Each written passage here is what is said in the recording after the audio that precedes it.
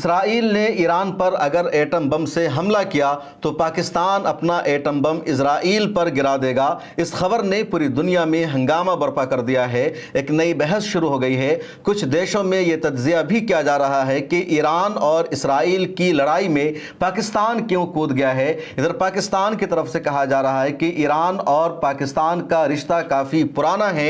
ایران اور پاکستان دونوں آپس میں بھائی بھی ہیں اور ایران پر اسرائیل نے حملہ کیا ہے فلسطینیوں کا سپورٹ کرنے کی وجہ سے، حماس کی حمایت کرنے کی وجہ سے، قبل اول کی آزادی کی جد و جہد کرنے کی وجہ سے، اور یہی مقصد پاکستان کا بھی ہے۔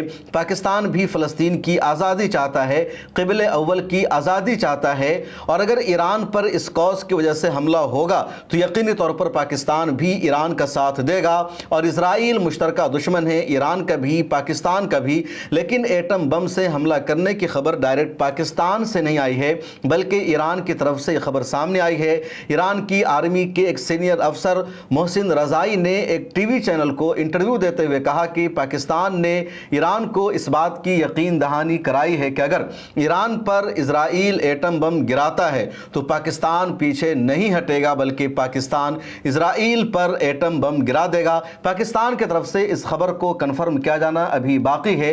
ادھر چین کھل کر اب ایران کی حمایت میں آ گیا ہے۔ چین نے کھل کر ایران کی حمایت میں بیان دیا کہ ایران پر اسرائیل کا حملہ ناقابل برداشت ہے، اس کی خود مختاری پر حملہ ہے، اور چین کھل کر ایران کے ساتھ کھڑا ہوا ہے۔ اس کے علاوہ چین نے اپنے کارگو جہاز کے ذریعے ہتھیاروں کی ایک کھیپ بھی ایران کو پہنچا دی ہے۔ خبر یہ بھی ہے کہ چین سے کچھ ہتھیار پاکستان اور افغانستان ہو کر روڈ کے راستے سے ایران پہنچنے والے ہیں، اور اس خبر کے بعد ایسا لگ رہا ہے کہ جو لڑائی ہے دنیا کے دو سپر پاور کے درمیان بھی ہو سکتی ہے، کیونکہ اسرائیل کے پیچھے امریکہ پوری مضبوطی کے ساتھ کھڑا ہے۔ لگاتار امریکہ اسرائیل کو ہتھیار دے رہا ہے۔ ادھر سے انگلینڈ بھی اسرائیل کے ساتھ کھڑا ہو چکا ہے، اپنا وہ جہاز بھیج چکا ہے، اور چین واحد ایک ایسا ملک ہے جو کھل کر ایران کے ساتھ آیا ہے۔ روس ابھی بیچ بیچ میں ہے، روس جنگ بندی کی بات چیت کر رہا ہے۔ سعودی عرب بھی اپنے آپ کو نیوٹرل بتا رہا ہے۔ سعودی عرب نے اسرائیل کے حملے کی مذمت تو ضرور کی ہے، لیکن سعودی عرب اس کے علاوہ کچھ کرنے کی پوزیشن میں فی الحال نہیں ہے۔ متحدہ عرب امارات ایک طرح سے اسرائیل کے ساتھ ہے۔ انڈیا بھی کھل کر اپنا کوئی رد عمل نہیں دے سکا ہے۔ پاکستان ایک ایسا ملک ہے جس نے کھل کر رد عمل دیا ہے، لیکن پاکستان اس لڑائی میں شامل ہوگا اس کے امکانات نظر نہیں آ رہے ہیں، کیونکہ امریکہ کے خلاف پاکستان نہیں جا سکتا ہے۔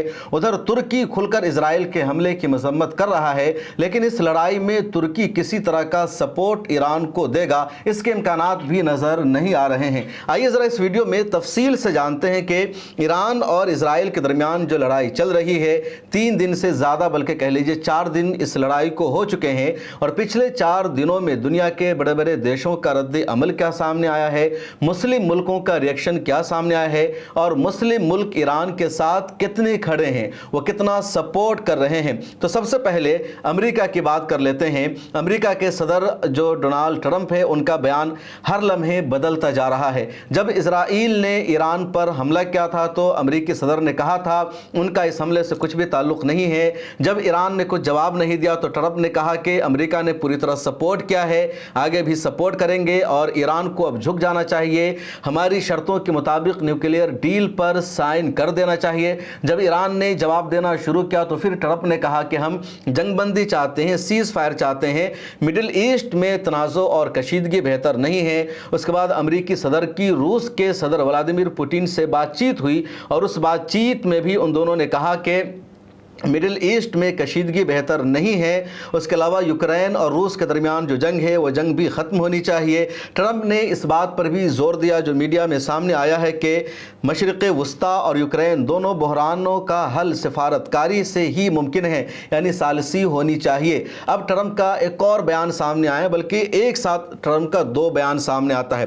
ٹرمپ فی الحال کہہ رہے ہیں کہ جس طرح انہوں نے انڈیا اور پاکستان کے بیچ میں جنگ بندی کرائی ہے، اسی طرح وہ ایران اور اسرائیل کے بیچ میں بھی جنگ بندی کرا دیں گے۔ دوسری طرف ٹرمپ کا یہ بیان بھی سامنے آتا ہے کہ ضرورت پڑنے پر اس جنگ کا حصہ امریکہ بھی پڑ سکتا ہے۔ اسرائیل کی طرف سے لگاتار مانگ کی جا رہی ہے کہ امریکہ خود اس جنگ میں آ جائے، اسرائیل کا کھل کر سمرتھن کرے۔ ابھی کھل کر امریکہ سمرتھن نہیں کر رہا ہے، لیکن پورا سپورٹ ضرور کر رہا ہے، عراق کی زمین استعمال کرنے دے رہا ہے، امریکی ملٹری بیسز کو اسرائیل کھل کر استعمال کر رہا ہے۔ تو امریکہ کا کیا ری ایکشن ہوگا، کیا رد عمل ہوگا، کچھ بھی کہنا مشکل ہے۔ اس وقت کینیڈا میں G7 کا اجلاس ہو رہا ہے، امریکی صدر بھی وہاں پہنچ گئے ہیں، وہاں کیا فیصلہ ہوتا ہے اس پر سب کی نظر بنی ہوئی ہے۔ روس کے صدر ولادیمیر پوتین نے کہا کہ ایران اور اسرائیل کے درمیان جو لڑائی ہے بہت زیادہ سنگین ہے، یہ لڑائی ختم ہو جانی چاہیے ورنہ مڈل ایسٹ کو بہت زیادہ نقصان کا سامنا کرنا پڑے گا۔ لیکن روس نے 13 جون کے اسرائیل کے حملے کی مذمت نہیں کی، حالانکہ روس اور ایران کے درمیان اچھے رشتے اور تعلقات مانے جاتے ہیں۔ روس نے یوکرین کے خلاف جن ہتھیاروں کا استعمال کیا اس میں سے کچھ ایرانی ساختہ بھی تھے۔ اس کے بعد ترکیہ کا نمبر آ جاتا ہے، ترکی بھی اس جنگ میں بہت زیادہ پیش ہے۔ ترکیہ کے صدر رجب طیب اردوغان کی کئی ممالک کے رہنماؤں سے بات چیت ہو رہی ہے۔ ترکیہ کے صدر رجب طیب اردوغان نے کہا کہ اسرائیل پورے علاقہ کو جنگ کی آگ میں جھونکنا چاہتا ہے تاکہ غزہ میں جو جنوسائیڈ جاری ہے اس سے پوری دنیا کی توجہ ہٹ جائے۔ ترکیہ کے صدر نے امریکی صدر سے، سعودی عرب کے ولی عہد محمد بن سلمان سے اور مصر کے صدر السیسی سے بات چیت بھی کی، اور انہوں نے زور دیا کہ ایران اور اسرائیل کے درمیان جو تنازع ہے اس کا واحد حل مذاکرات ہے اور ثالثی کا فریضہ نبھانا چاہیے۔ ترکیہ نے 13 جون کے اسرائیل کے حملے کی مذمت بھی کی تھی۔ چین نے کھل کر ایران کا ساتھ دیا اور 13 جون کے اسرائیل کے حملے کی مذمت کی تھی، جس کا میں نے شروع میں ہی تذکرہ کیا۔ چین ایران کی خود مختاری، سلامتی اور عوام کے تحفظ کی مکمل حمایت کرتا ہے۔ چین نے یہ بھی کہا کہ اسرائیل کا جوہری تنصیبات پر حملہ ایک خطرناک مثال ہے جس کے تباہ کن نتائج ہو سکتے ہیں۔ چین نے اس بات پر بھی زور دیا کہ پائیدار امن صرف سفارتی طریقوں سے ہی حاصل ہو سکتا ہے۔ قطر کا ہمیشہ اہم رول ہوتا ہے ثالثی کرانے میں، دو ملکوں کے درمیان ہونے والی لڑائی کو ختم کرانے میں۔ تو قطر کے امیر شیخ تمیم بن حمد ال ثانی نے کہا اسرائیل کا حملہ ایران کی خود مختاری اور بین الاقوامی قوانین کی کھلی خلاف ورزی ہے۔ ایک طرح سے 13 جون کے اسرائیل کے حملے کی شدید مذمت ہے، کنڈم ہے۔ انہوں نے پائیدار اور جامع امن کے لیے سفارتی حل پر زور دیا۔ قطر کی وزارت خارجہ نے باضابطہ بیان جاری کر کے اسرائیل کے حملے کو کنڈم کیا۔ سعودی عرب نے بھی اس پورے حملے کی مذمت کی ہے۔ ایران پر اسرائیل کے حملہ کو سعودی عرب نے بھی کنڈم کیا۔ سعودی عرب کے ولی عہد محمد بن سلمان کی ایران کے صدر مسعود پزشکان سے بات چیت ہوتی ہے اور اس میں محمد بن سلمان نے کہا کہ مملکت ان حملوں کی شدید مذمت کرتی ہے جو ایران کی خود مختاری اور سلامتی کو نقصان پہنچا رہے ہیں۔ ولی عہد نے یہ بھی کہا کہ صہیونی ریاست نے ہر اس کوشش کو سبوتاژ کیا ہے جس سے خطے میں امن قائم ہو سکتا تھا۔ تو یہ سعودی عرب کا بہت سخت اسٹیٹمنٹ ہے۔ سعودی عرب کی فورن منسٹری نے 13 جون کے حملے کے بعد فوراً پریس ریلیز جاری کر کے بھی اسرائیل کے حملے کو کنڈم کیا تھا۔ اس کے علاوہ سعودی عرب کے بادشاہ خادم الحرمین شریفین شاہ سلمان نے ایک بڑا اعلان یہ کیا تھا کہ ایران کے جو حاجی سعودی عرب میں موجود ہیں، جب تک ایران میں جنگ بند نہیں ہو جاتی ہے اس وقت تک ایران کے تمام حاجی ان کے مہمان رہیں گے اور ان کی پوری خاطر تواضع کی جائے گی۔ اس کے علاوہ سعودی عرب نے اس بات کی بھی یقین دہانی کرائی کہ ایران پر حملے کے لیے اسرائیل کو سعودی عرب اپنے ایئر اسپیس کو استعمال کرنے کی اجازت نہیں دے گا۔ اس کے علاوہ سعودی عرب نے کئی مرتبہ ایران کو اس بات کی بھی یقین دہانی کرائی ہے کہ سعودی عرب اپنی سرزمین پر موجود امریکی فوجی اڈہ کو ایران پر حملہ کرنے کی اجازت نہیں دے گا۔ انگلینڈ اس پوری لڑائی میں پوری طرح اسرائیل کے ساتھ کھڑا ہے اور انگلینڈ کے وزیر اعظم کیئر اسٹارمر نے پچھلے دنوں اعلان کیا کہ انگلینڈ خطے میں اپنے جنگی طیارے بھیج رہا ہے، اس کو تعینات کر دیا ہے۔ اس کے علاوہ انگلینڈ کے فورن منسٹر کا بھی بیان سامنے آیا تھا جس میں کہا گیا تھا کہ ہم اسرائیل میں جانی نقصان سے بہت فکر مند ہے، فوری کشیدگی کم کرنے کی ضرورت ہے۔ انہوں نے ایرانی وزیر خارجہ سے رابطہ کر کے بھی تحمل کرنے کی اپیل کی تھی۔ تو دیکھیے انگلینڈ نے اسرائیل کو سپورٹ کیا، ایران کے میزائل کو روکنے کے لیے اپنا جنگی جہاز اور بحری بیڑا بھیج دیا۔ اسرائیل میں جانوں کو نقصان ہوا تو اس کا افسوس ہوا، لیکن اسرائیل کے حملے میں 200 سے زیادہ ایران میں عوام مر چکی ہے، اس پر انگلینڈ نے کوئی بھی اسٹیٹمنٹ جاری نہیں کیا۔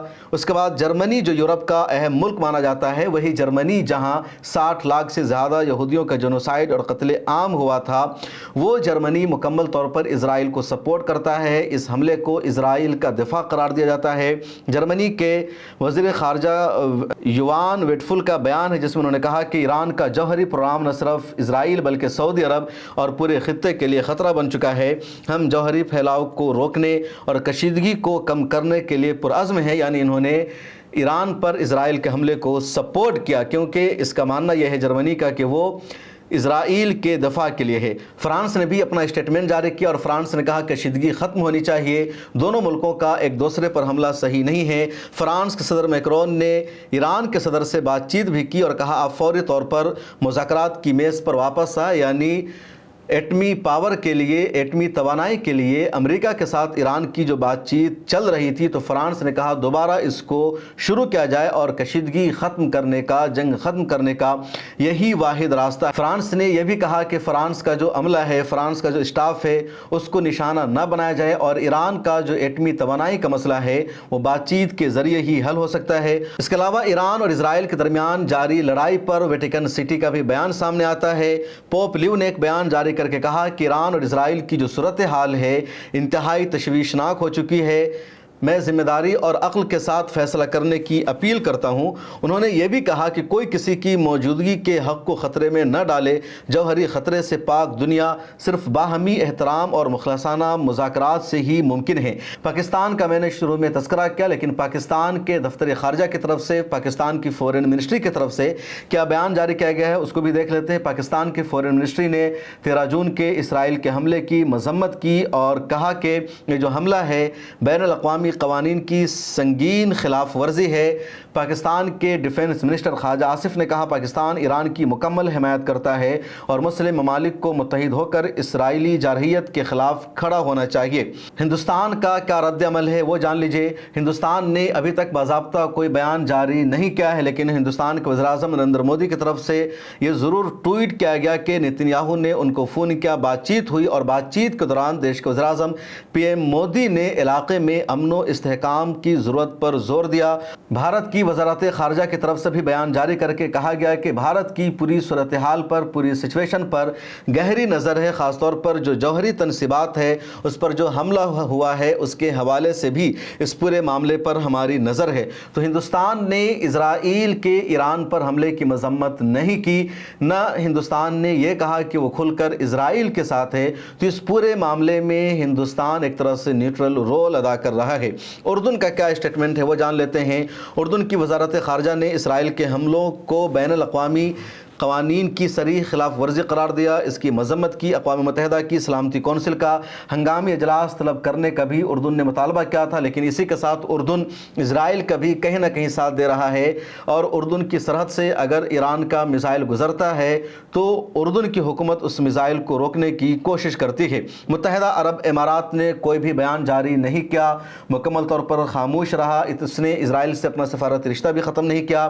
اور جو خلیجی تعاون کونسل یعنی گلف ممالک کی طرف سے جو ایک مشترکہ بیان جاری کیا گیا جس میں کہا گیا کہ اسرائیل اور ایران کے درمیان جو لڑائی جاری ہے اس کو بات چیت کے ذریعے حل کیا جائے، لڑائی ختم کی جائے، تو متحدہ عرب امارات نے صرف اس بیان کی حمایت کی ہے۔ کینیڈا کا بھی بیان سامنے آتا ہے جس میں کہا گیا کہ ایران اور اسرائیل کو مل کر اس لڑائی کو ختم کرنی چاہیے۔ اس کے علاوہ مصر کی وزارت خارجہ کا بیان سامنے آتا ہے جس میں کہا گیا کہ مصر کی حکومت اس پورے معاملے کا گہرائی سے جائزہ لے رہی ہے اور سفارتی حل کی ضرورت ہے تاکہ جو پورا خطہ ہے جنگ کی لپیٹ میں نہ آ سکے۔ شام میں ابھی انقلاب آیا ہے، احمد اشرا کی حکومت بنی ہے اور انہوں نے کہا کہ بھلے ہی ایران نے شامی عوام کو بہت زیادہ دکھ پہنچایا ہے، تکلیف پہنچایا ہے، اس کے باوجود ہم اسرائیل کے حملے کی شدید مذمت کرتے ہیں کیونکہ اسرائیل نے ایران پر حملہ کر کے انٹرنیشنل قانون کی خلاف ورزی کی ہے۔ تو دنیا بھر کے ممالک کا رد عمل ہے، جو اہم ترین ممالک ہے جس کا میں نے یہاں تذکرہ کیا، اور اس پوری لسٹ میں، اس پوری فہرست میں اگر ایران کے ساتھ کھل کر کوئی ملک آیا ہے جو ہتھیاروں سے سپورٹ کر رہا ہے تو وہ صرف چین ہیں۔ دوسری طرف اسرائیل کو ہتھیاروں سے سپورٹ کرنے والے ممالک کی فہرست میں पहले नंबर पर अमेरिका है, उसके बाद इंग्लैंड है, जर्मनी भी मदद कर रहा है और कुछ और ममालिक भी इस लिस्ट में आ सकते हैं। पाकिस्तान की तरफ से बोला तो ज़रूर गया है, लेकिन पाकिस्तान कोई अमली तौर पर मदद कर पाएगा इसके इम्कानात कम नज़र आ रहे हैं। तुर्की की तरफ से भी इजराइल को अमली तौर पर मदद दी जाएगी, इसके इम्कानात नज़र नहीं आ रहे हैं। हालांकि इजराइल पर जंगी जहाज़ से हमला करने के लिए तुर्किया मदद कर सकता है ईरान की, क्योंकि तुर्की के पास बेहतरीन ड्रोन है, तुर्की के पास बेहतरीन जंगी जहाज़ है, फाइटर प्लेन हैं, और अगर तुर्की चाहे तो ईरान के जंगी जहाज़ को अपनी सरहद से शाम की सरहद में दाखिल करके इजराइल पर हमला कराने में ईरान की मदद कर सकता है। लेकिन इसके इम्कानात नज़र नहीं आ रहे हैं कि इजराइल और ईरान की लड़ाई में तुर्की किसी तरह की मुदाखलत करेगा और ईरान को कुछ सपोर्ट करेगा। तुर्की सिर्फ बयानबाजी कर रहा है, तुर्की की हुकूमत सिर्फ इजराइल के हमले की मजम्मत कर रही है, तकरीर कर रही है, अमली तौर पर कोई भी ताउन नहीं दिख रहा है। अब मुझे दीजिए इजाज़त।